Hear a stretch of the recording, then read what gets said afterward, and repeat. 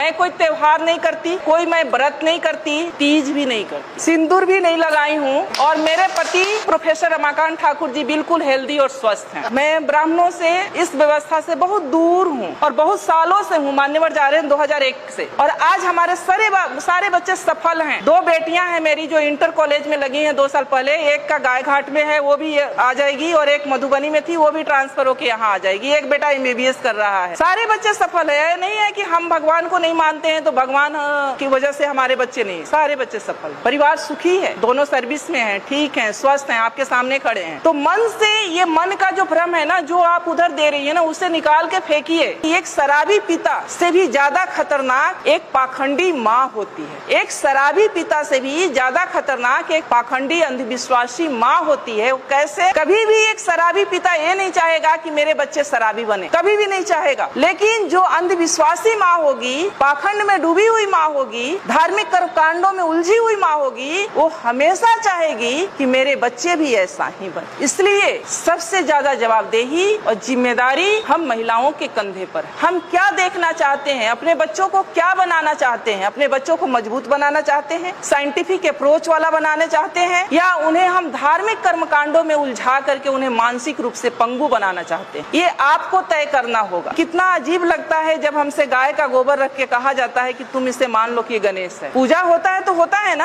आप समझ सकते हैं कि पढ़ा लिखा व्यक्ति भी कोई गाय का गोबर ला के रख दे और उसे कहे कि मान लो कि गणेश हैं, तो हमारा विवेक कहाँ है? हम कितने विवेकशील हैं? समझ सकते हैं आप कि हम कितने विवेकशील रह गए कि गोबर को रख के कहा जाता है कि मान लो कि गणेश। वहीं पर पहचान हो गई कि आप में विवेक कितना है, आप क्या सोचते हो और क्या नहीं सोच सकते हो, सोचने की क्षमता आपकी कहाँ तक है। मानसिक टेस्ट, वो पैरामीटर, तो आप उन सब चीजों से निकले। बुद्ध शरण हंस जी लिखे हैं 4 खूंटे जिसमें हम लोग बंधे हुए हैं। उन 4 खूंटों को उखाड़ फेंकना है। पहला है ब्राह्मण पुरोहित। घर बनाते हैं हम, गृह प्रवेश किसके अनुसार होता है?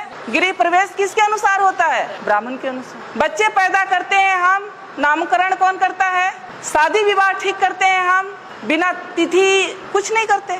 तो वो जानता है, जबकि वो ऐसा है कि वो आपसे हो सकता है कि बिना पढ़ा लिखा ब्राह्मण हो, कुछ नहीं जानता हो, लेकिन वो जैसे नचाएगा आप वैसे नाचेंगे। दूसरा खूंटा है उनके शास्त्र, जो उन्होंने शास्त्र लिखे हैं। वेद है, उपनिषद है, गीता है, महाभारत है, मनुस्मृति है, जिसमें महिलाओं के लिए पता है आप लोग को क्या लिखा है? महिलाएं एक लता की समान है। लता मतलब समझती हैं, जो ये बेल होती है, बेल, तुरई की बेल होती है, लौकी की बेल होती है, उसके समान है। यानी उसमें कोई दम नहीं होता है, कोई शक्ति नहीं होती है, उसको ऊपर चढ़ने के लिए सहारे की जरूरत होती है। उसी तरह से महिलाओं को माना है कि महिलाएं एक लता के समान है, जिसे बचपन में पिता के अधीन, युवावस्था में पति के अधीन और वृद्धावस्था में पुत्र के अधीन रहना चाहिए। आगे कहता है कि महिलाएं नरक की द्वार हैं। कितनी गालियां दी गई है। तीसरा है उनके त्योहार। मैंने अभी कहा कि त्योहार का मतलब होता है तुम्हारी हार, यानी हम जो भी त्योहार मनाते हैं, अगर उसका सही तरीके से विश्लेषण किया जाए तो हम अपने महापुरुषों के हार का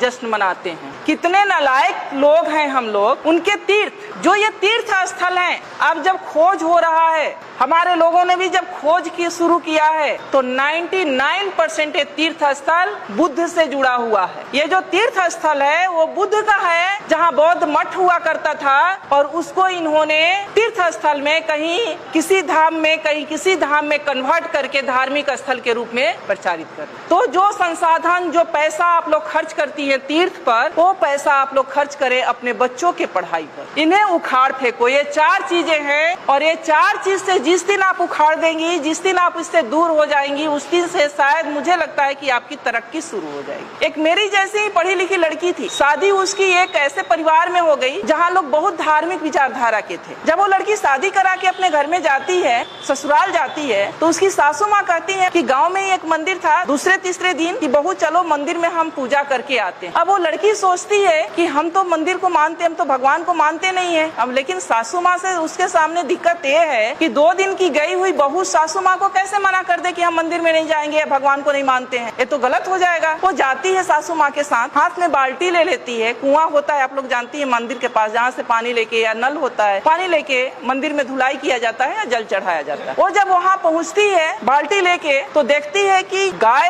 का मूर्ति बाहर बना हुआ है। वो गाय के थन के नीचे बाल्टी रख देती है। सासू माँ अभी ये गाय दूध देगी तो घर ले चल के खीर बनाएंगे। उसकी सासू माँ हंसने लगती है कि मेरी बहू तो पागल है, पत्थर की गाय कहीं दूध देगी, मैंने तो ये सोचा था कि ये गाय दूध देगी और हम घर में जाके खीर बनाएंगे। वहाँ से बाल्टी उठा लेती है। फिर वो थोड़ा आगे बढ़ती है तो वहाँ पर शंकर जी का मूर्ति लगा रहता है, तो उनके गले में एक सांप फुफकार रहा होता है, तो वो डरने का नाटक करती है और पीछे हट जाती है, सासू माँ से चिपक जाती है। सासू माँ अभी तो ये नाग मुझे डस लेगा। फिर उसकी सासू माँ हंसती है कि क्या वास्तव में मेरी बहू पागल है क्या? ये कहती है कि पत्थर का नाग मुझे डस लेगा। तो कहती है तुम पागल हो गई हो क्या, ये तो पत्थर का है, ये क्या तुम्हें डस सकता है? सासू माँ उसको अंदर ले जाती है जहाँ एक देवी की मूर्ति रहती। फिर उसकी सासू माँ कहती है कि बेटा देवी के चरणों में ये सब चढ़ा के देवी से आशीर्वाद ले लो, ये माँ बहुत आशीर्वाद इनका फलीभूत होता है, तुम आशीर्वाद ले लो। जब ये बात उसकी सासू माँ कहती है तब वो लड़की कहती है, अपने सासू माँ के चरणों में गिर जाती है, कहती है कि माँ पत्थर की गाय अगर दूध नहीं दे सकती और एक बाघ भी बाहर बना हुआ था उसे भी देख के डरी थी, पत्थर का बाघ मुझे खा नहीं सकता, पत्थर का नाग मुझे डस नहीं सकता, तो ये पत्थर की देवी मुझे आशीर्वाद भी नहीं दे सकती। मेरी देवी आप हो और मैं तो आपकी सेवा करूंगी और मुझे तो आपका आशीर्वाद चाहिए। कि जो समाज ये कहता है कि हम सब हिंदू हैं और हिंदू आज खतरे में हैं, इसलिए हम सबको इकट्ठे होकर रहना चाहिए, जुड़ कर रहना चाहिए, वही समाज क्योंकि वो शीर्ष पर बैठा हुआ है, सारी व्यवस्थाओं की बागडोर उसके हाथ में है, फूले जैसे पिक्चर को जनसाधारण के बीच में दिखाने से गुरेज कर रहा है। तो मेरा एक सवाल है, क्या महात्मा ज्योतिबा फूले और सावित्री बाई फूले जिनके जीवनी पर ये पिक्चर बना है, क्या वो हिंदू नहीं थे? क्या वो हिंदू व्यवस्था को नहीं मानते थे? और अगर वो हिंदू व्यवस्था को मानते थे, हिंदू थे, तो फिर इस पिक्चर को जनसाधारण के बीच दिखाने से गुरेज क्यों? ये एक बहुत बड़ा सवाल है जो सिर्फ मेरे नहीं, जो लोग आज एक झंडे के नीचे एकत्र होने के लिए हिंदुत्व के नाम पर मरे जा रहे हैं, उनको सोचने वाली बात। सावित्री बाई फूले और ज्योतिबा फूले एक ऐसा नाम है जिन्होंने आपको आज इस स्थिति में बैठने का हक दिया। अगर मैं आज एक प्रोफेसर हूँ तो इसका भी श्रेय ज्योतिबा फूले और माता सावित्री बाई फूले को जाता है, क्योंकि अगर वो ये प्रयास नहीं किए होते तो हम महिलाएं न कोई डॉक्टर बनता, न इंजीनियर बनता, न प्रोफेसर बनता। सिर्फ महिलाएं ही नहीं, कोई भी SC ST OBC का व्यक्ति और सभी वर्ग की महिलाएं, मैं कहती हूँ कि महिलाओं का मतलब सिर्फ SC ST OBC की नहीं बल्कि सामान्य वर्ग की भी महिलाएं, सभी वर्ग की महिलाएं, आज जो कुछ भी है हम लोग वो हम माता सावित्री बाई फूले और ज्योतिबा फूले की देन है। रही उनके संघर्ष की बात तो मैं बता दूं कि माता सावित्री बाई फूले जब मात्र 7 वर्ष की थी तब उनके हाथ एक इंग्लिश की किताब लगी, अंग्रेजी की बुक लगी और उसके पन्ने पलट रही थी। इतने में उन पर नजर उनके पिता की पड़ती है और उनके हाथ से किताब छीनकर खिड़की के बाहर फेंक देते हैं, क्योंकि उस समय महिलाओं के लिए पढ़ना लिखना पाप समझा जाता था। SC ST OBC के पुरुषों के लिए और सारी महिलाओं के लिए पढ़ने लिखने का कोई अधिकार नहीं था। और उनकी 9 वर्ष की अल्पायु में आप समझ सकती हैं कि 9 वर्ष की कितनी कम उम्र होती है, क्योंकि उस समय बाल विवाह प्रचलित था। 9 वर्ष की उम्र में उनकी शादी हो जाती है। संजोग कहिए, उनका सौभाग्य कहिए कि उनकी शादी ज्योतिबा फूले से हुई। और जब शादी होती है तो ये इस इच्छा को वो ज्योतिबा फूले के सामने रखती। और जब ज्योतिबा फूले खेतों में काम कर रहे होते हैं तो जब खाना लेके माता सावित्री बाई फूले जाती हैं खेतों में तो अपने साथ वो किताब भी रख कर ले जाती। किताब रख कर ले जाती हैं तो ज्योतिबा फूले वहाँ उनको कुछ टास्क दिए होते हैं, वो कहते हैं उन्हें पढ़ाने लगते हैं। जब घर से बाहर वो खेतों में उनको पढ़ाते हैं, कुछ दिन के बाद इसकी चर्चा उनके पिता तक पहुंचती है कि ज्योतिबा फूले अपनी बहू को यानी अपनी पत्नी को पढ़ना लिखना सिखा रहा। क्योंकि उस समय महिलाओं के लिए पढ़ना लिखना किसी पाप से कम नहीं था, पढ़ने लिखने का कोई अधिकार नहीं था महिलाओं को। तो उनके पिताजी इस पे नाराजगी व्यक्त करते हैं कि अच्छी बात नहीं है, आप सावित्री को पढ़ाओ लिखाओ नहीं बेटा, घर का काम काज करने दो बहू को, ये अच्छी बात नहीं है, क्योंकि जब तुम ऐसा करोगे तो अपने जाति बिरादरी के लोग या समाज के लोग इसका विरोध करेंगे। लेकिन ज्योतिबा फूले नहीं मानते। वो शुरू से इस व्यवस्था को चूंकि बहुत करीब से वो देखे थे। वो भी घटना आप लोग को पता होगा कि जब वो अपने एक दोस्त के सवर्ण दोस्त के शादी में जाते हैं पगड़ी बांध करके, और वहाँ पर जब वो व्यक्ति एक उस वर्ग का व्यक्ति, उस जाति का व्यक्ति ये कहता है कि ये OBC का व्यक्ति हमारी जाति की शादी में क्या कर रहा है, उन्हें अपमानित किया जाता है, तब उनको समझ में आता है कि शिक्षा कितनी जरूरी है और शिक्षा के बाद भी बहुत कुछ नहीं बदलने वाला। फिर वो प्रण करते हैं कि नहीं, चाहे जो हो जाए लेकिन मैं सावित्री को पढ़ाऊंगा जरूर। बातें यही नहीं रुकती है। एक दिन उनके पिता उनके सामने एक शर्त रखते हैं कि या तो बहू को यानी सावित्री को पढ़ाना लिखाना छोड़ दो या तो मेरा घर छोड़ दो। उस समय सावित्री बाई भी हक्के बक्के रह जाती हैं कि पिता समान ससुर दो तरह की शर्त रख दिए, या तो मैं पढ़ना लिखना छोड़ दूं या पति के साथ मैं घर को छोड़ दूं। ज्योतिबा फूले कहते हैं कि डरने की बात नहीं है, हम पढ़ना लिखना नहीं छोड़ेंगे, तुम्हें पढ़ना लिखना है और हम पिता का घर छोड़ेंगे। उस समय बिना झिझक बिना कुछ लिए वो अपने माता पिता का घर ज्योतिबा माता सावित्री बाई फूले के साथ छोड़कर घर से निकल जाता। आज जो हिंदू मुस्लिम हो रहा है उस पर मैं थोड़ा बात करना चाहूंगी। उस्मान शेख एक नाम है जो ज्योतिबा फूले के बहुत अच्छे दोस्त हुआ करते थे। पूना के पेठ बाजार में रहते थे। जब वो घर से निकाल दिए जाते हैं तो उसी पूना के पेठ बाजार में जाते हैं और एक रूम लेते हैं, कमरा लेते हैं, रहने लगते हैं। उस्मान शेख से मिलते हैं। उस्मान शेख भी प्रगतिशील विचारधारा के थे। उस समय पर उस्मान शेख उनका मदद करते हैं ज्योतिबा फूले का। आप सोच सकती हैं कि उनके पिताजी ने उन्हें घर से निकाल दिया बहू के साथ। ये भी नहीं सोचा कि बेटा जाएगा तो रहेगा कहाँ, इसके पास कोई रोजगार है न कोई नौकरी है, लेकिन उस दोस्त ने उन्हें पनाह दी। उनके रोजमर्रे की जितने सामान थे वो खरीद के उन्होंने दिया। अपने घर का एक कोना उन्हें स्कूल खोलने के लिए दी और वहाँ पर वो स्कूल खोलते। सावित्रीबाई फूले का पढ़ाई लिखाई जारी रहता है। उस्मान शेख जी की एक बहन होती हैं फातिमा शेख, वो और सावित्रीबाई फूले, फिर उनकी चिंता बढ़ती है, इसीलिए वो सावित्रीबाई फूले को पढ़ा रहे थे कि ताकि लड़कियों को पढ़ाने में सुविधा हो जाए। वो अपने समाज में SC ST OBC और महिलाओं के लिए शिक्षा का अलख जगाना चाहते थे। दोनों ने मिलकर स्कूल खोला। जब सावित्रीबाई फूले स्कूल जाया करती थी पढ़ाने के लिए, ऐसा नहीं था कि वो स्कूल किसी जाति विशेष के लिए था या किसी वर्ग विशेष के लिए था। वहाँ महिलाओं के लिए था, बच्चियों के लिए था और किसी भी कास्ट की किसी भी जाति की बच्चियां जा सकती थी पढ़ने के लिए। उन पे गोबर और कीचड़ फेंके गए, उन्हें गालियां दी गई, उन्हें पत्थरों से मारा गया, उनका अपमान किया गया, लेकिन वो झुकी नहीं, न वो रुकी, अनवरत उस काम में लगी रही। फिर जब इस बात से उन्हें परेशानी हुई तो माता सावित्रीबाई फूले और ज्योतिबा फूले ने कि कीचड़ भरे कपड़ों में कैसे बच्चों को पढ़ाया जाए, तब उन्होंने एक बीच का रास्ता निकाला कि ये काम तो हमें नहीं छोड़ना है जो हमने स्कूल खोला है बच्चियों को पढ़ाने का है। तो एक कपड़ा, एक साड़ी वो अपने साथ थैले में करके ले जाती थी और एक साड़ी पहन कर जाती थी। जिस साड़ी पर गोबर और कीचड़ फेंके जाते थे उस साड़ी को खोल करके रख देती थी और दूसरा साड़ी पहनकर बच्चियों को पढ़ाती थी और फिर जब आना होता था तो वो साड़ी खोल के रखती थी और गोबर और कीचड़ वाले साड़ी पहनकर घर।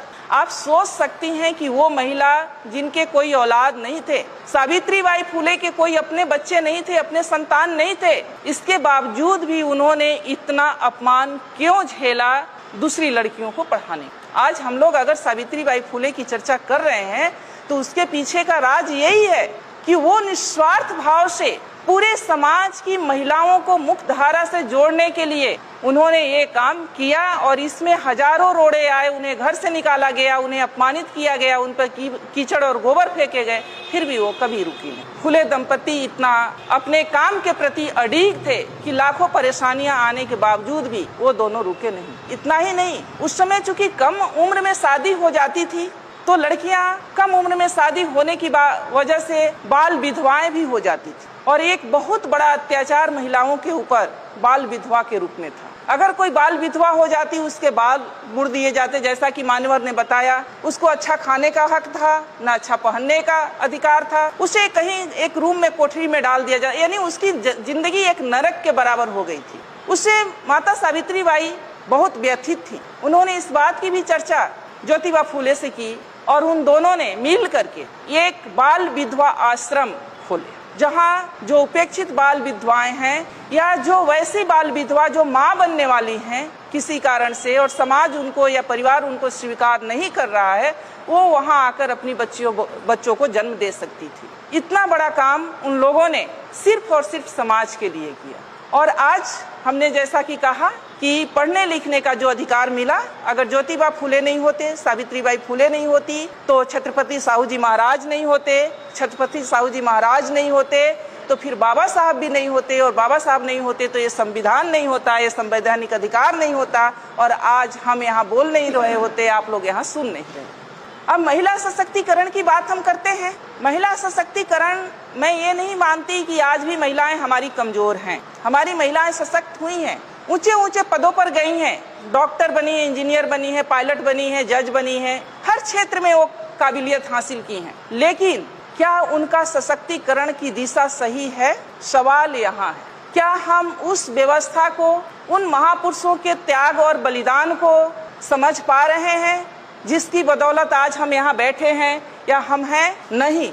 हमें निराशा और हताशा होती है कि जिस व्यवस्था ने हम महिलाओं को ह्यूमन बीइंग नहीं समझा, मानव नहीं समझा, जिसने हमें नरक का द्वार कहा, जिसने हमें पतित कहा, जिसने हमें ये कहा कि महिलाओं के घुटने में दिमाग होते हैं, जिसने हमें न जाने कितनी गालियों से अपमानित किया, आज भी हम पढ़ी लिखी महिलाएं भी उसी व्यवस्था को पुष्ट करने में लगे हुए हैं। अपना साधन संसाधन सब वहाँ खर्च करने में लगे हैं। और जिन महापुरुषों ने हमें ये हक दिया मान सम्मान के साथ जीने के लिए, न तो उन्हें हम जानते हैं, न जानने की कोशिश करते हैं, न हम उन्हें पढ़ते हैं, और अगर जानते भी हैं तो उसे मानते नहीं। दिक्कत सबसे बड़ी यहाँ, आज जिस व्यवस्था के तहत हम लोग जी रहे हैं, मान्यवर ने कहा कि दो सिद्धांतों, दो विचारधाराओं की लड़ाई है जो 300 वर्षों से चली आ रही है। बहुत सारे, कबीर जी बिल्कुल पढ़े लिखे नहीं थे, लेकिन उनके इतनी सटीक विश्लेषण है। पाहन पूजे से हरि मिले तो मैं पूजू पहाड़, ताते ये चक्की भली पीस खाए संसार। बिना पढ़ा लिखा व्यक्ति इतनी बड़ी बात कह गया, और हम लोग MA PhD डिलीट किए हुए व्यक्ति उसी पत्थर के चक्कर में अपने सारे पढ़ाई लिखाई को मिट्टी में मिला रहे। आज जो व्यवस्था चल रही है, और ये महिलाओं के बाद जो मान्यवर ने कहा, चाहे जो सब्जेक्ट में रखा गया कि महिलाओं को जागृत करना बहुत जरूरी है। अगर हम महिलाओं के महत्व की बात करें तो महामानव बुद्ध ने भी ये कहा है कि जो 8 रत्न होते हैं उनमें से महिलाएं सबसे महत्वपूर्ण है, सबसे श्रेष्ठ रत्न है। क्योंकि जो चक्रवर्ती सम्राट भी पैदा होता है तो एक माँ के गर्भ से ही पैदा होता है, और उसका पालन पोषण भी माँ ही करती है। इसलिए महिलाएं, जिस समाज की, जिस परिवार की महिलाएं जितनी सशक्त होंगी, जितनी बुद्धिमान होंगी, वो समाज और परिवार उतना ही सशक्त और बुद्धिमान होगा, प्रगतिशील होगा। आज क्या हो रहा है?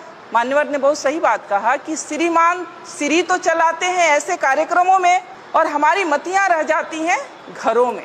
मैं नहीं कहती कि ये सारे दोष महिलाओं का है, ये सारा दोष महिलाओं का सिर्फ नहीं है, महिलाओं से भी ज्यादा दोष पुरुषों का है, हमारे समाज के पुरुषों का है, जिनको ये भय है कि अगर हम अपनी महिलाओं को भी, हमारी महिलाएं भी अगर जागृत हो गई तो शायद हमारा पुरुषत्व पर ठेस पहुंचेगा। क्योंकि ये हमारा भारतीय समाज मातृ समाज था, मातृ परिवार का समाज था। सिंधु घाटी की सभ्यता को उठाकर पढ़ लीजिए, मोहनजोदड़ो की सभ्यता को उठा करके पढ़िए, मातृ सत्तात्मक परिवार हुआ करता था। माँ के नाम से परिवार का नाम होता था, वंश का नाम चलता था। लेकिन उस सभ्यता को, हमारे मूल सभ्यता को, हमारे मूल संस्कृति को मिटा करके ये जो संस्कृति और सभ्यता हम पर थोपी गई है, जिसके हम सब शिकार हैं, और आज हम उसी में आनंदित हो रहे हैं, ये गलत है। पढ़े लिखे होने के नाते हम लोगों को ये जानना बहुत जरूरी है कि हमारा दोस्त कौन है, हमारा दुश्मन कौन है, कौन सी मूल संस्कृति हमारी संस्कृति है और कौन सी मूल संस्कृति हमारी संस्कृति नहीं है। ब्राह्मणवादी व्यवस्था जो है, जिस व्यवस्था में आज हम लोग जी रहे हैं, वो व्यवस्था हमें गुलाम बनाने की व्यवस्था है, वो हमारी व्यवस्था नहीं है। अगर वो हमारी व्यवस्था रहती तो उस व्यवस्था में इतना ऊंच नीच नहीं रहता कि एक को पवित्र और दूसरे को अपवित्र समझा जाता। उसमें 6743 जातियां नहीं बनाई जाती, उसमें महिलाओं का इतना अपमान नहीं किया जाता, जिसमें ये कहा जाता कि महिलाओं का अपना स्वतंत्र कोई अस्तित्व ही नहीं है। बचपन में वो पिता के अधीन, युवावस्था में पति के अधीन और वृद्धावस्था में पुत्र के अधीन रहने की अधिकारी है, यानी महिलाओं का अपना कोई अस्तित्व नहीं है। और हम महिलाएं उसी व्यवस्था में अपना सारा संसाधन, अपनी सारी एनर्जी खत्म किए जा रहे हैं। तो हमें समझना होगा, जिस व्यवस्था के तहत हम लोग जी रहे हैं वो व्यवस्था हमारे लिए नहीं। हमारी व्यवस्था क्या है? जो हमारे महापुरुषों ने दिया है, जो ज्योतिबा फूले ने दिया है, जो सावित्रीबाई फूले ने दिया है, जो रामास्वामी पेरियार ने दिया है, जो बाबा साहब ने संवैधानिक आपको अधिकार दिया है, वो हमारी व्यवस्था है, जिसमें समानता असमानता जैसी कोई बात नहीं है। जिसमें समानता की बात कही जाती है, असमानता जैसी कोई बात नहीं है। बंधुत्व का बात है, भाईचारा की बात है। संवैधानिक अधिकार जो है, संवैधानिक जो विचारधारा है, उसके अकॉर्डिंग हमको व्यवहार करना होगा। हमें हर उस व्यवस्था को नकारना होगा जो असमानता पर आधारित है, जो बंधुत्व और न्याय की बात नहीं करता है। महिलाओं की बात है तो महिलाओं की जैसा कि बात आई, अभी बहुत सारी बातें आई। महिलाएं क्या है, महिलाओं को क्यों इतना गुलाम बनाया गया, महिलाएं क्यों इतना सॉफ्ट टारगेट हो जाती हैं, महिलाओं को क्यों अपने कलच में लोग ले लेता है, इसके पीछे का भी रीजन है। अब पढ़ी लिखी महिलाएं हैं तो बाहर निकलने लगी, लेकिन जब पढ़ी लिखी महिलाएं नहीं थी तो पुरुष अपने साथ उनको कहीं भी लेके जाते नहीं थे। वो घर में रहती हैं, वो संवेदनशील भी होती हैं। अगर कोई उनसे ये कह दे कि तुम्हारे परिवार पर, तुम्हारे पति पर या तुम्हारे बेटे पर इस तरह का ग्रह गोचर है और ये करोगी तो ठीक हो जाएगा, तो वो अपना सब कुछ न्यौछावर करने के लिए तैयार हो जाती है। और इसी उसके मनोविज्ञान का फायदा हमारे दुश्मनों ने उठाया। मैं आपसे एक सवाल करती हूँ कि जो माँ, यहाँ बिहार में एक कल्चर है कि चाहे वो महिला बिल्कुल बेड पर हो, बेड रेस्ट में हो, डॉक्टर ने उसे मना कर दिया हो हर चीज से, फिर भी अगर वो जिंदा है तो वो ज्योतिया व्रत नहीं छोड़ती हैं। ऐसा है ना, ज्योतिया करेंगी ही करेंगी, क्योंकि कहा जाता है कि ये ज्योतिया जो है वो बच्चे के लिए है। तो जो माँ या जो महिला इतना 24 घंटे का बिना पानी के, बिना अपने बच्चे के सलामती के लिए व्रत कर सकती है, क्या उस महिला को झकझोर दिया जाए और बता दिया जाए कि असली तुम्हारी संस्कृति क्या है, तो क्या वो अपने बच्चे के उन्नति के लिए वो स्वीकार नहीं करेगी? जरूर करेगी। तो दोष हमारी महिलाओं में सिर्फ नहीं है, दोष हमारे पुरुषों में भी है कि जो हमारे पुरुष खुद ब्राह्मणी व्यवस्था के गुलाम हैं, वो अपनी महिलाओं को अपना गुलाम बना के रखना चाहते हैं। तो हमारी महिलाएं दोहरी शिकार हो रही हैं। तो पहले पुरुषों को भी तैयार होना होगा, पहले हमारे समाज के पुरुषों को मानसिक रूप से तैयार होना पड़ेगा और अपने महापुरुषों की विचारधारा को अपने घरों तक ले जाना पड़ेगा। और अगर वो वहाँ पर कई बार होता है कि महिलाएं हमारी बहुत जल्दी नहीं समझ पाती, क्योंकि उन्होंने जो बचपन से देखा है, अपने माँ के आंचल में जो देखा है कि माँ हमारी व्रत करती थी, त्योहार करती थी, पूजा पाठ करती थी, और अचानक आप उनसे कहें कि आपको कोई पर्व नहीं करना है, तीज त्योहार नहीं करना है, तो वो नहीं मानेंगी। तो आपको उनको ऐसे प्रबोधनों में, जहाँ इस तरह के वैचारिक प्रबोधन होते हैं, वहाँ लेकर जाना चाहिए।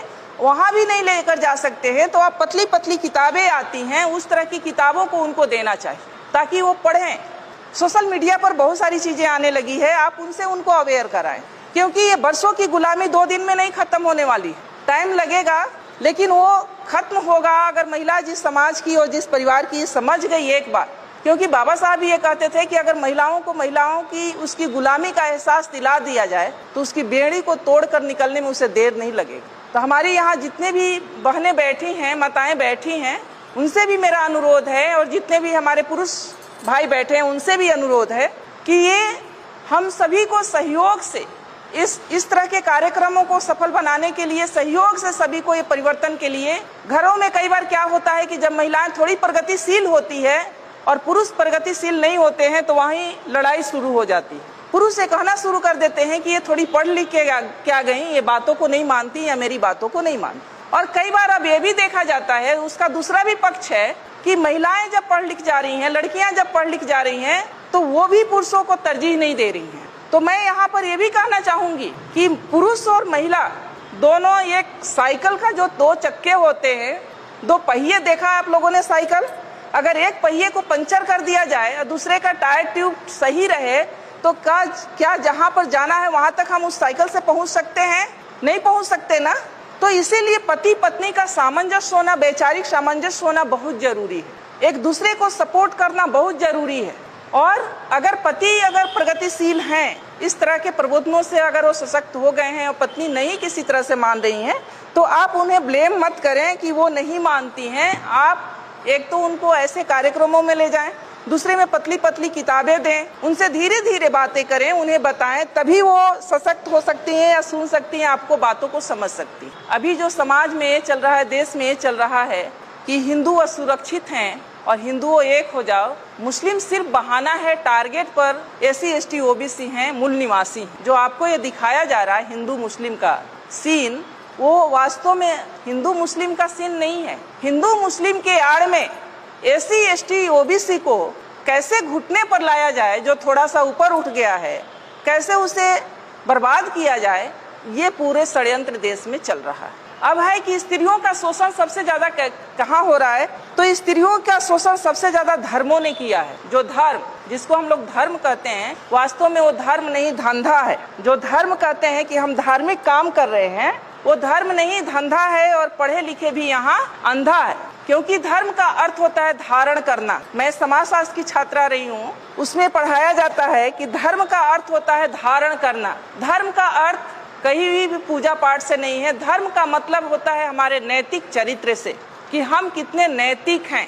हम अपने कर्मों के प्रति, कर्म का मतलब हमारी जो ड्यूटी है, जो हमारी रिस्पॉन्सिबिलिटी है। अगर हम एक माँ हैं तो हमारा ये धर्म है कि अपने बच्चों का पालन पोषण परवरिश अच्छे तरीके से करें। हमारा ये धर्म नहीं है कि हम मंदिर में जाके घंटी बजाएं और बच्चा हमारा भूख से बिलख रहा हो। धर्म का मतलब होता है हमारे नैतिके से। तो जो महिलाओं का जो शोषण सबसे ज्यादा हुआ है वो धर्मों ने किया है। फिर भी महिलाएं सबसे ज्यादा धार्मिक कर्मकांडों में उलझी रही हैं। उन्हें यह पता नहीं है कि जिन धार्मिक कर्मकांडों को मान रही हैं वो उन्हें गुलाम बनाने के लिए है। जिन धार्मिक कर्मकांड को हम लोग कर रहे हैं वो कुछ और नहीं है। जैसा उमा शंकर जी ने कहा कि महिलाओं के लिए व्रत त्योहार इसलिए रखा गया कि जब वो माँ बनने वाली रहे और उपवास करे तो जो बच्चों को पौष्टिक आहार मिलना चाहिए वो न मिले और बच्चा जो है वो किसी तरह से माने हष्ट पुष्ट न हो। तो महिलाओं का इसीलिए किया गया कि महिलाएं किसी भी समाज की रीढ़ होती हैं, किसी परिवार की रीढ़ होती हैं। जिस परिवार की महिला पढ़ी लिखी होगी, मजबूत होगी, फिजिकली या मेंटली मजबूत होगी जिस परिवार के, उस परिवार के बच्चे भी मेंटली और फिजिकली मजबूत होंगे। जो महिलाएं देखती होंगी आप कि जो माँ बीमार सी है उसके बच्चे भी बहुत हष्ट पुष्ट नहीं होते। तो ये साइंटिफिक भी है। और हमारी महिलाएं ऐसी नहीं थी, जो आज की महिलाएं हमारी यहाँ ऐसी नहीं थी। हमारी महिलाएं जो थी उनके नाम से परिवार का नाम चलता था और उन्हें बड़े साजिश के तहत उन्हें गुलाम बनाया गया। पहले तो उन्हें ये सब जेवर पहना करके गुलाम बनाया गया और जब इससे भी लगा कि वो नहीं गुलाम रहेंगी तो फिर उन्हें मानसिक कर्मकांडों में उलझा करके गुलाम बनाया गया। तो मैं तो इतना रिक्वेस्ट करूंगी कि ये जो कर्मकांड है, ये जो धर्म है, व्रत है, त्योहार हैं, ये आपके गुलामी के प्रतीक हैं। जो त्योहार हैं वो आपके, त्योहार के मतलब होता है तुम्हारी हार। यानी ये सब हम लोग जो त्योहार मनाते हैं वास्तव में हिंदू पर्व त्योहार, वो हम अपने ही पूर्वजों की हार का जश्न मनाते हैं। हम लोग अपने ही पूर्वजों के हार का जश्न मनाते हैं। और कहा गया है कि एक शराबी पिता से भी ज्यादा खतरनाक एक पाखंडी माँ होती है। एक शराबी पिता से भी ज्यादा खतरनाक एक पाखंडी अंधविश्वासी माँ होती है। वो कैसे? कभी भी एक शराबी पिता ये नहीं चाहेगा कि मेरे बच्चे शराबी बने, कभी भी नहीं चाहेगा। लेकिन जो अंधविश्वासी माँ होगी, पाखंड में डूबी हुई माँ होगी, धार्मिक कर्मकांडों में उलझी हुई माँ होगी, वो हमेशा चाहेगी कि मेरे बच्चे भी ऐसा ही बने। इसलिए सबसे ज्यादा जवाबदेही और जिम्मेदारी हम महिलाओं के कंधे पर है। हम क्या देखना चाहते हैं, अपने बच्चों को क्या बनाना चाहते हैं? अपने बच्चों को मजबूत बनाना चाहते हैं, साइंटिफिक अप्रोच वाला बनाना चाहते हैं, या उन्हें हम धार्मिक कर्मकांडों में उलझा करके उन्हें मानसिक रूप से पंगु बनाना चाहते हैं? ये आपको तय करना होगा। अगर कोई भी माँ, मैं उदाहरण, कोई भी माँ अगर चाह ले कि मुझे अपने बच्चे को ऐसा बनाना है, तो मैं चाहती हूँ कि दुनिया की कोई भी ताकत उसे रोक नहीं सकती। अगर जो माँ अगर ठान ले कि मुझे अपने बच्चे को कैसा बनाना है, अगर चाह ले कि मुझे अपने बच्चे को एक सफल, सशक्त, मजबूत बनाना है, मानसिकता वाला, तो कोई भी दुनिया की ताकत उसको डिगा नहीं सकती। लेकिन कैसे वो बच्चा बनेगा? जब माँ ही उलझी रहेगी, माँ को देखेगा कि माँ हमारी मंदिर में घंटी बजा रही है, तो बच्चा अपने पर कैसे विश्वास, बच्चे को भी यही विश्वास होगा कि जब तक ये भगवान जी नहीं चाहेंगे हम कुछ नहीं बनेंगे।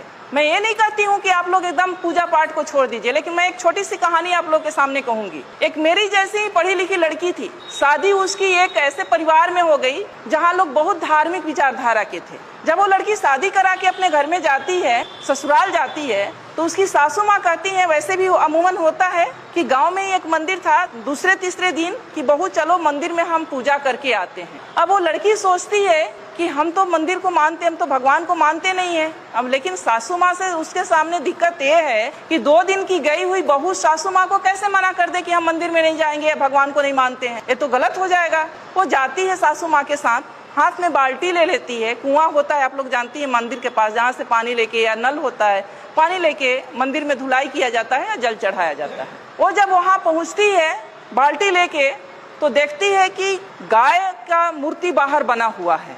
वो गाय के थन के नीचे बाल्टी रख देती है। सासू माँ अभी ये गाय दूध देगी तो घर ले चल के खीर बनाएंगे। उसकी सासू माँ हंसने लगती है कि मेरी बहू तो पागल है, ये पत्थर की गाय कहीं दूध देगी। बोली अरे मैंने तो ये सोचा था कि ये गाय दूध देगी और हम घर में जाके खीर बनाएंगे। वहां से बाल्टी उठा लेती है। फिर वो थोड़ा आगे बढ़ती है तो वहां पर जो शंकर जी का मूर्ति लगा रहता है तो उनके गले में एक सांप फुफकार रहा होता है। तो वो डरने का नाटक करती है और पीछे हट जाती है, सासू माँ से चिपक जाती है। सासू माँ अभी तो ये नाग मुझे डस लेगा। फिर उसकी सासू माँ हंसती है कि क्या वास्तव में मेरी बहू पागल है क्या? ये कहती है कि पत्थर का नाग मुझे डस लेगा। तो कहती है तुम पागल हो गई हो क्या? ये तो पत्थर का है, ये क्या तुम्हें डस सकता है?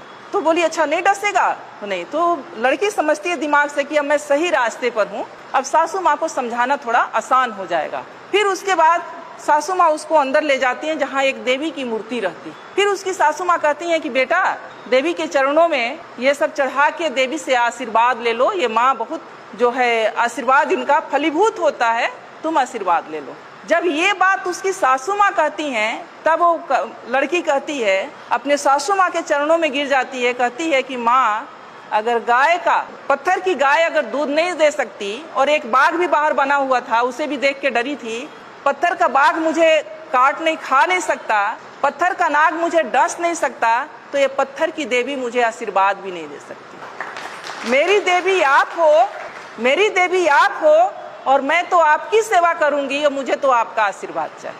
आज समाज में क्या हो रहा है, मैं महिलाओं को थोड़ा आईना दिखाना चाहूंगी। आज समाज में क्या हो रहा है, हम बहुत धार्मिक बन रहे हैं, हम खूब पर्व त्योहार कर रहे हैं, तीज त्योहार कर रहे हैं, मंदिरों में जा रहे हैं, तीर्थ स्थानों पर जा रहे हैं और घर में हमारे बुजुर्ग को हम पूछ भी नहीं रहे हैं कि आप खाना खाएंगे या नहीं, वो हमें बोझ लग रहे हैं। हमारे वृद्ध हैं, हमारे बुजुर्ग वृद्धाश्रम में जा रहे हैं, तो ये कैसा धर्म है? धर्म ही करना है तो मानवता का धर्म करें, आप अपने बुजुर्गों का सम्मान दें। धर्म ही करना है तो अपने पति का साथ दें। धर्म ही करना है तो अपने बच्चों को सद्मार्ग दिखाएं, उनको अपना समय दें, उनको सही रास्ते पर ले जाएं, उनको जीवन में सफल बनाएं, उनमें वैज्ञानिक सोच भरें, साइंटिफिक सोच भरें उनमें। धर्म ये है, धर्म ये नहीं कहता कि आप जा करके, अगर यही धर्म होता तो हमारे महापुरुष भी यही धर्म किए होते। बाबा साहब लास्ट में जाकर के उन्होंने कहा कि ये धर्म रहने के लायक नहीं है और उन्होंने लास्ट में जाके बौद्ध धर्म को स्वीकार किया। वो कहते हैं कि जो धर्म एक कुत्ता बिल्ली को गोद में पालता हो, घर में जाने का अधिकार देता हो और एक व्यक्ति को अछूत मान के उसे छूने पर भी छूना भी नहीं चाहता हो, वो धर्म नहीं हो सकता। तो हम लोग को साइंटिफिक विचार अपने में लाना होगा, तभी हम अपने महापुरुषों की बात कर सकेंगे, उनकी विचारधारा को अपना सकेंगे और उनके विचारों पर चल सकेंगे। एक बार मेरी बहस हो गई थी सोशल मीडिया पर कि मुझसे पूछा गया, कुछ बातें थी, मैंने उस पर कटाक्ष की कि कितना अजीब लगता है जब हमसे गाय का गोबर रख के कहा जाता है कि तुम इसे मान लो कि गणेश है। होता है ना, पूजा होता है तो होता है ना। आप समझ सकते हैं कि पढ़ा लिखा व्यक्ति भी कोई गाय का गोबर ला के रख दे और उसे कहे कि मान लो कि गणेश हैं, तो हमारा विवेक कहाँ है? हम कितने विवेकशील हैं? समझ सकते हैं आप कि हम कितने विवेकशील रह गए कि गाय को भी रख करके, गोबर को रख के कहा जाता है कि मान लो कि गणेश है। यानी आप वहीं पर पहचान हो गई कि आप में विवेक कितना है, आप क्या सोचते हो और क्या नहीं सोच सकते हो, सोचने की क्षमता आपकी कहाँ तक है। मानसिक टेस्ट, वो पैरामीटर, तो आप उन सब चीज़ों से निकलें। मेरा बस एक ही रिक्वेस्ट है कि उन 3-4 चीज करें। 4 खूंटे की बात कही गई है, आईएएस एक शायद मेरे पास है वो किताब, 4 खूंटे, बुद्ध शरण हंस आईएएस हैं। ये पतली सी किताब है, आईएएस हैं, ये कोई साधारण व्यक्ति नहीं है, समझ सकते हैं आप लोग। बुद्ध शरण हंस जी लिखे हैं 4 खूंटे जिसमें हम लोग बंधे हुए हैं। उन 4 खूंटों को उखाड़ फेंकना है। अगर वास्तव में अपने महापुरुषों के प्रति थोड़ी सी भी हम लोगों की अंदर श्रद्धा है तो करना पड़ेगा, तभी हम, क्योंकि जब तक हमारे इस मन मस्तिष्क में कुछ लिखा हुआ है, जब ब्लैक बोर्ड देख रहे हैं, जब तक ब्लैक बोर्ड पर लिखा हुआ है, दूसरी चीज तब तक नहीं लिखी जा सकती जब तक कि उसको साफ न किया जाए। बिना साफ किए दूसरी चीज नहीं लिखी जा सकती। तो ये जो 4 खूंटे हैं उससे आपको उखाड़ना होगा। पहला है ब्राह्मण पुरोहित। घर बनाते हैं हम, गृह प्रवेश किसके अनुसार होता है? गृह प्रवेश किसके अनुसार होता है? ब्राह्मण के अनुसार। बच्चे पैदा करते हैं हम, नामकरण कौन करता है? शादी विवाह ठीक करते हैं हम, बिना तिथि कुछ नहीं करते। तो वो जानता है, जबकि वो ऐसा है कि वो आपसे हो सकता है कि बिना पढ़ा लिखा ब्राह्मण हो, कुछ नहीं जानता हो, लेकिन वो जैसे नचाएगा आप वैसे नाचेंगे। तो सबसे पहले तो इसको छोड़िए, पहला खूंटा। दूसरा खूंटा है उनके शास्त्र, जो उन्होंने शास्त्र लिखे हैं, वेद है, उपनिषद है, गीता है, महाभारत है, मनुस्मृति है। मैं तो कहती हूँ कि उनके वेदों को भी आपको पढ़ना चाहिए। शायद आप उनके वेदों को पढ़ लें, मनुस्मृति को पढ़ लें, तो शायद कल्याण हो जाए। जिसमें महिलाओं के लिए पता है आप लोग को क्या लिखा है? महिलाएं एक लता की समान है। लता मतलब समझती हैं, जो ये बेल होती है, बेल, तुरई की बेल होती है, लौकी की बेल होती है, उसके समान है। यानी उसमें कोई दम नहीं होता है, कोई शक्ति नहीं होती है, उसको ऊपर चढ़ने के लिए सहारे की जरूरत होती है। उसी तरह से महिलाओं को माना है कि महिलाएं एक लता के समान है, जिसे बचपन में पिता के अधीन, युवावस्था में पति के अधीन और वृद्धावस्था में पुत्र के अधीन रहना चाहिए। आगे कहता है कि महिलाएं नरक की द्वार हैं। कितनी गालियां दी गई है। तीसरा है उनके त्योहार। मैंने अभी कहा कि त्योहार का मतलब होता है तुम्हारी हार। यानी हम जो भी त्योहार मनाते हैं, अगर उसका सही तरीके से विश्लेषण किया जाए तो हम अपने महापुरुषों के हार का जश्न मनाते हैं। कितने नालायक लोग हैं हम लोग, कितने नालायक लोग हैं हम लोग, जो हम अपने ही पूर्वजों के अपमान, जो उनका अपमान हुआ। देखिए मनुस्मृति, देखिए आ गया ब्राह्मणों का संविधान, जिससे आजकल चल रहे हैं हम सब, अभी भी चल रहे हैं। संविधान लागू होने के 75 साल बाद भी हमारा व्यवहार, विचार सब इससे चल रहा है, संविधान से नहीं चल रहा है। क्योंकि अगर संविधान से चल रहा होता तो समता, समानता, बंधुत्व और न्याय की बात हो रही होती। तो दूसरा है कि उनके शास्त्र का से अपना नाता तोड़ लीजिए। उनके त्योहार, उनके तीर्थ, जो ये तीर्थ स्थल हैं, अब जब खोज हो रहा है, हमारे लोगों ने भी जब खोज की शुरू किया है, तो 99% ये तीर्थ स्थल बुद्ध से जुड़ा हुआ है। ये जो तीर्थ स्थल है वो बुद्ध का है, जहाँ बौद्ध मठ हुआ करता था, और उसको इन्होंने तीर्थ स्थल में कहीं किसी धाम में, कहीं किसी धाम में कन्वर्ट करके धार्मिक स्थल के रूप में प्रचारित कर दिया। तो जो संसाधन, जो पैसा आप लोग खर्च करती हैं तीर्थ पर, वो पैसा आप लोग खर्च करें अपने बच्चों के पढ़ाई पर। मेरा कहना है कि बच्चों के पढ़ाई पर इन्हें उखाड़ फेंको। ये 4 चीजें हैं, और ये 4 चीज से जिस दिन आप उखाड़ देंगी, जिस दिन आप इससे दूर हो जाएंगी, उस दिन से शायद मुझे लगता है कि आपकी तरक्की शुरू हो जाएगी।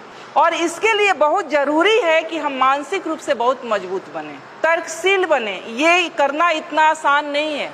मैं आज आपके सामने खड़ी हूँ तो मुझ में कुछ परिवर्तन आप लोग को दिख रहा होगा, शायद नहीं भी दिख रहा होगा। तो कुछ चीजें मैं नहीं मानती, मैं कोई त्योहार नहीं करती, कोई मैं व्रत नहीं करती, इवन यहाँ तक कि ज्योतिया भी नहीं करती, तीज भी नहीं करती, सिंदूर भी नहीं लगाई हूँ।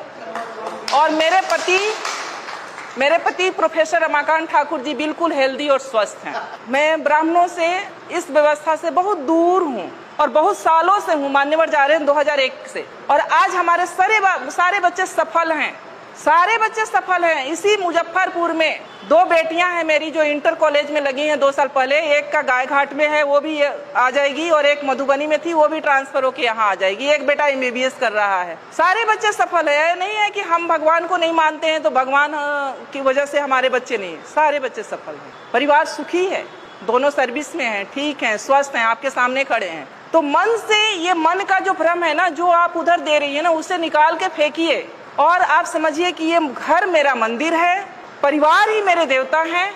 मेरे बुजुर्ग जो हैं, मैं ये मानती हूँ कि जो हमारे बुजुर्ग हैं, माता पिता, सास ससुर, जब तक मेरे ससुर जी जिंदा रहे, हस्बैंड आते थे या नहीं आते थे, मेरा निजी मामला है, लेकिन कभी कभी कहना पड़ता है। मैं गांव में आकर के, साल में 4 बार 5 बार मैं गांव में आकर के मैं अपने फादर इनला के लिए रहती थी। क्योंकि मेरे फादर इनला एक बार गए थे मुरादाबाद, मेरे बड़े जेठ नहीं हैं तो जेठानी जो हैं तो घर नहीं छोड़ के जा सकते थे, तो उनकी वजह से मैं आके साल में 4 बार 5 बार 5-5 6-6 दिन रहती थी उनकी सेवा के लिए। वो मेरे लिए देवता थे। मेरे माँ बाप, मेरे सास ससुर, वो मेरे बड़े बुजुर्ग मेरे लिए देवता थे। तो मैं यही अनुरोध, मेरी माता जी बैठी हैं, इनसे बड़ा देवता कोई नहीं है। ये जिनके घर में भी हैं, उनसे, उनके घर के लिए मैं बताऊं कि उनसे बड़ा कोई देवता नहीं है। और कहीं उनको तीर्थ और मंदिर और मस्जिद और कहीं तीर्थ यात्रा पर जाने की जरूरत नहीं है जिनके घर में बुजुर्ग हैं और जिनके घर में बच्चे हैं। लेकिन इसके लिए आपको अपने अंदर से मजबूत बनना पड़ेगा, अपने भय को निकालना पड़ेगा, अपने डर को निकालना पड़ेगा। अगर सावित्रीबाई फूले भी हम ही लोग के जैसा अगर उसी व्यवस्था में उलझी हुई होती, पेशवाओं का राज था उस समय, आप सोच सकती हैं कि कितना शक्ति थी, तो आज यहाँ उनका बैनर लगाकर और फोटो लगाकर हम लोग चर्चा नहीं कर रहे होते। तो उसको पढ़िए, उसको समझिए, उसको जानिए और आपके जो संसाधन हैं, जो पैसे हैं, जो समय है, उसको बचाइए अपने परिवार पर, अपने समाज पर और इस तरह के कार्यक्रमों में खर्च कीजिए। जो आप उधर खर्च करें, इस तरह के कार्यक्रम में खर्च कीजिए, लोगों को इकट्ठा कीजिए, उनमें ये जागृति फैलाइए, ये विचार फैलाइए, तो शायद इससे ही हमारे समाज का कल्याण होना है। नहीं तो अगर हम उधर हैं तो उधर एक पशु से ज़्यादा हमारा महत्व नहीं है। उधर जगह है, हम जिस व्यवस्था में हम लोग जी रहे हैं, अगर उसी व्यवस्था में हैं तो किस स्थिति में हैं और क्या आपका महत्व है, आप लोग भी हमसे अच्छा जानते हैं। SC ST OBC के लिए क्या कहा गया है, उसको पढ़ने लिखने का अधिकार नहीं है, उसको संपत्ति रखने का अधिकार नहीं है, उसको अच्छा कपड़ा पहनने का अधिकार नहीं है, अच्छे मकान में रहने का अधिकार नहीं है। अगर उसके पास कुछ संपत्ति है तो उस पर पहला अधिकार ब्राह्मणों का बनता है, जो जब चाहे वो ले सकता है। तो क्या आप लोग चाहेंगे कि ऐसा हो? चाहेंगी? कोई माँ नहीं चाहेगी, कोई बहन नहीं चाहेगी कि हमारे बच्चों के साथ ऐसा हो। हर माँ, हर बहन यही चाहेगी कि हमारे जो बच्चे हों वो स्वतंत्रता के साथ, आज़ादी के साथ एक सशक्त मानव के रूप में ज़िंदगी जिए। तो उसके लिए व्यवस्था भी हम लोग को बनानी पड़ेगी, क्योंकि आज जिस व्यवस्था में थोड़ा सा हम लोग बोल पा रहे हैं, कह पा रहे हैं, हमारे महापुरुषों की देन है। और उनकी जो रोपे हुए पौधे का जो फल हम लोग खा रहे हैं, तो हम लोग की भी ये ड्यूटी बनती है कि अपने आने वाली पीढ़ी के लिए हम लोग भी एक रास्ता बना के जाएं, ताकि आने वाली पीढ़ी हमारे स्वाभिमान के साथ जी सके, एक मान सम्मान के साथ जी सके। मेरा जो जीवन का अनुभव है, मैं आपको बता सकती हूँ कि ऐसा नहीं है कि मैं शुरू में नहीं करती थी, मैंने 1-2 साल किया था। फिर मैं जहाँ पर रहती हूँ, मैंने देखा कि जब मेरे घर से फ़ोन जाता था कि जिउतिया है या तीज है, चूँकि मैं सर्विस में हूँ तो मुझे भी उतना आभास नहीं होता था, छुट्टी नहीं होती वहाँ उतनी। तो मैंने कहा कि वहाँ के लोग नहीं करते, कोई नहीं जानता ये जिउतिया क्या होता है, ये तीज क्या होता है, वो दूसरे महीने में। तो मैंने अपने दिमाग में ये सोचा कि ऐसा कैसे हो सकता है कि बिहार की माँ के लिए बच्चे अपने इतने प्रिय हैं और यहाँ की माँओं के लिए बच्चे नहीं प्रिय हैं। ये तो पूरे इंडिया में एक दिन होना चाहिए, ये तो बड़ा घालमेल है। फिर मैंने 1-2 साल मेरे तर्क चला, फिर मैंने छोड़ दिया। हमने कहा ये सब कुछ नहीं है, मन का भ्रम है और मन के भ्रम के अंतर्गत ये सब कुछ हम लोग कर रहे हैं। तो ये सब एक तरह से हमारे मन का भ्रम ही है और उस भ्रम में हम लोग पड़े हुए हैं। और जब तक हम लोग उस भ्रम से निकलेंगे नहीं, तब तक हम अपना सांस्कृतिक जो हमारी अपना कल्चर है उसको अपना नहीं पाएंगे। तो इसलिए मेरा एक अनुरोध यही है कि आप लोग अपने महापुरुषों को पढ़ें, उन्हें सुने, उन्हें समझें, उन्हें जानें और उनके बताए हुए मार्ग पर चलने का प्रयास करें, ताकि हमारी आने वाली जो पीढ़ी है उससे भी एक अच्छा माहौल, एक अच्छा समाज और अपने महापुरुषों से जो मिली हुई आज़ादी है उसका उपभोग करने का अवसर मिले।